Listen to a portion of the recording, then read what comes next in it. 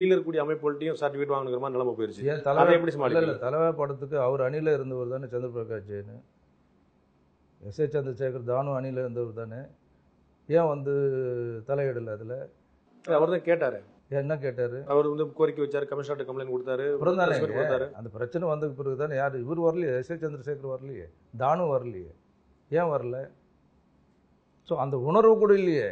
At least நீங்கள் வந்து போய் முறையிட்டீங்களான்றதை விட அந்த உணர்வு கூட உங்களுக்கு இல்லையே. அமைப்பு சார்பு உங்கள் அணியில் இருந்த ஒரு மெம்பரை காப்பாற்றவே நீங்கள் முடியலன்னு சொன்னால், உங்கள் படத்தையே நீங்கள் வந்து காப்பாற்ற முடியலன்னா அப்புறம் சங்கத்தை எங்கே காப்பாற்ற போகிறீங்க? இப்போ தயாரிப்பாளர் சங்கத்தில் வந்து தயாரிப்பாளர் இடையில 2 அணிக்கு ஒரு மோதல் அப்படிங்கிற தாண்டி இதில் வந்து அரசியல் இல்லை அப்படின்னு நினைக்கிறீங்களா? நேரடியான அரசியலுடைய பின்புலம் 200% இல்லை.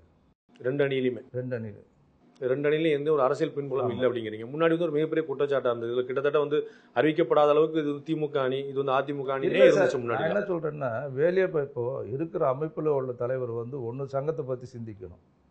ஆனால் எங்கிட்டே அவர் என்ன சொல்கிறாரு, அந்த பிரச்சனை வரும்போது எஸ்.ஏ. சந்திரசேகர் வந்து கேஆர் என்ன 1 வருஷம் ஃப்ரீயாக விட்டுருங்க, விட்டுட்டிங்கன்னா நான் 4 வருஷத்தில் அது பேலன்ஸ் இருக்குது, அந்த 3 வருஷம் ஏதோ கேப் இருக்குது இல்லையா, அதுக்குள்ளே என்னுடைய கட்சி பையனை வந்து நாங்கள் கட்சியில் முழுசாக நான் வந்து ஈடுபடணுன்னு இருக்கேன், அதனால் தலையிடாதீங்கன்னு சொல்லும். அப்போயே நான் சொன்னேன், உங்களுக்கு இதில் உடன்பாடு இல்லைன்னா ஏன் வந்து நீங்கள் வந்து இதுக்கு பொறுப்பு ஏற்றுக்கிறீங்க இதுக்குன்னு சொல்லிட்டு. அதுக்காக அதே தான் நான் செய்தார். கடைசியில் என்ன பண்ணார் அவர்? என்ன நடந்தது சொல்லுங்கள். ஸோ நடிகர் விஜய் அரசியல் கொண்டு வரக்காக தான் அவர் இந்த மாதிரி செயல்பட்டாருன்னு சொல்கிறீங்க? கண்டிப்பாக அதில் சந்தேகமே கிடையாது.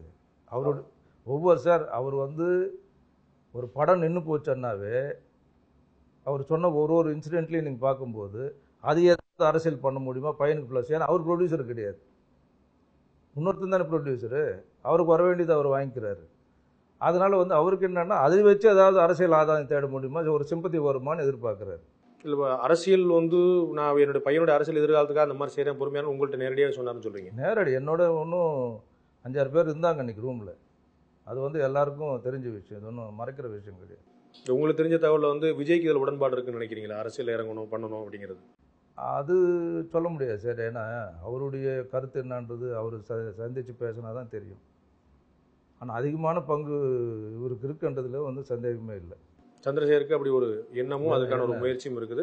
அதற்காக தான் இந்த மாதிரியான முயற்சிகளை பண்ணிட்டு இருக்காரு. அது வந்து அரசோடைய எதிர்ப்பு சம்பாதிச்சிடக்கூடாது, அதுக்குள்ளே நான் ஸ்டெபிலைஸ் பண்ணிடுறேன்னு விரும்புகிறாரு. ஸ்டெபிலைஸ் பண்ணணும்னு விரும்புறது மட்டும் இல்லை, அவருடைய நோக்கமே வந்து இந்த கவுன்சில் கிடையாது. ஏன்னா இதில் வந்து நான் ஒரு திறனாரன்னு நான் சொல்ல மாட்டேன்.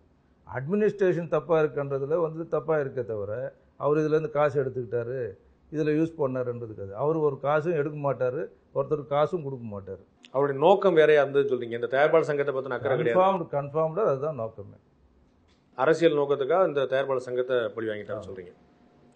இவ்வளோ நேரம் உங்களுடைய கருத்துக்களையும் உங்களுடைய நேரத்தையும் எங்களோட பகிர்ந்து கொண்டதுக்கு ரொம்ப நன்றி. உங்களுடைய நல்ல எண்ணங்கள் நல்ல நோக்கங்கள் எல்லாமே நிறைவேறதுக்கு வாழ்த்துக்கள். தேங்க்யூ.